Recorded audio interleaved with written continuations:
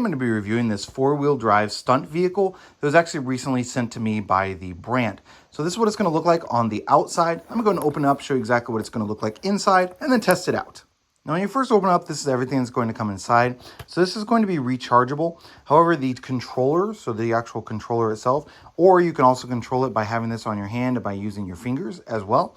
The controllers on those are going to be battery powered. Now, it does come with the little watch battery that you need for the one that you wear on your wrist. So that's going to be inside of there. And then it's going to come with the batteries for the RC car as well. But this is not going to come with the batteries. So you will need to put batteries into there if you choose to use this remote control. So let me go ahead and get everything, the batteries in and everything powered up. And then I'll demonstrate exactly how it works. Now I'm putting the watch battery into here. It actually doesn't say anything in the instructions about how to do this, so I just kind of had to finagle with it for a bit. Just to make it easier for you, you're actually just going to take this and slide it up underneath this big one that's inside of there, and then you're going to take and push up while pushing down on this. So essentially you want it to be sit down inside of there, pushing up on this little pin, so that pin's going to kind of be on top of it, and the other pin will be inside of there, and you can see there that I then have power turned on. Now to put the batteries in the RC car, you're actually just going to have to take off this bottom right here. It'll just have a screw. It does come with a screwdriver with this. And then you're just going to connect up one of these batteries. And then to reach, it actually is going to come with two batteries. So you can take one out, put the other in, and keep on playing while you are recharging the other one with this charger. I do kind of wish that it just had a traditional charger that's just plugged right into this, as that would make it easier for my kids to actually charge this rather than having to get me every single time that it needs to be charged. So I feel like that is kind of a downside to this, is that it isn't actually easier to charge. It just seems kind of not quite as intuitive as if it was just, something that they could easily plug in. You have to disconnect the battery and then connect the other one, and then on the charger you have to connect it to this little tiny prong as well. So I wish they would have done it a little bit differently in regards to the charger, but it is nice that it actually has two rather than just only being able to use it for a bit and then having to recharge. So it's nice that you can keep playing for twice as long, and so you don't have to stop as often for charging.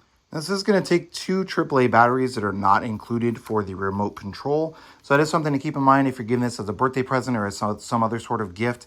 You will probably want to include a couple of AAA batteries or make sure that they have those around before giving this, as otherwise you won't be able to use this remote. It does come with the batteries for this watch gravity remote. So, you're using your fingers and hands and that sort of thing.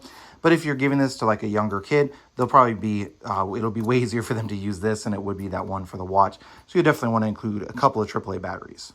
So I got the batteries now inside of the remote control. To turn this on, it's actually going to be a little switch right here next to the batteries on the car itself. So you can see it's on there just by that light. I'm going to turn that on. And that should mean it's connected, I assume. Now this does have a couple of different modes. I guess it's testing it out. It does have a couple of different modes.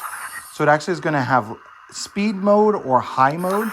So then that's just going to adjust how close to the ground this part is.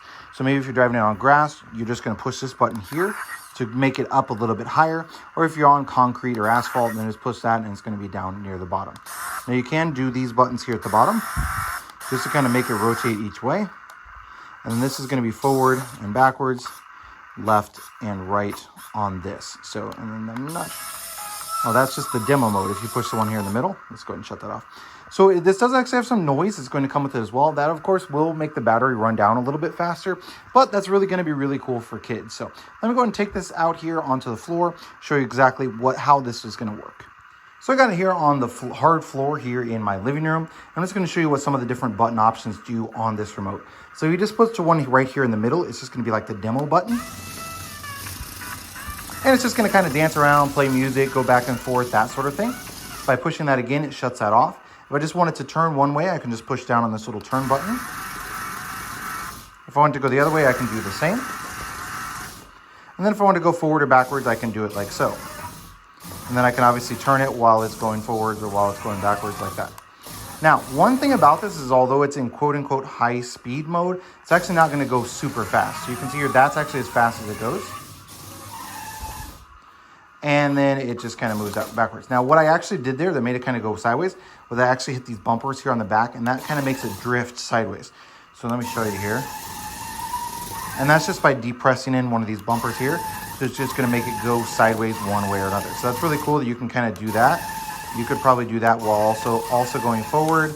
So I could go forward and then make it kind of drift sideways at the same time. So that's definitely pretty cool about that.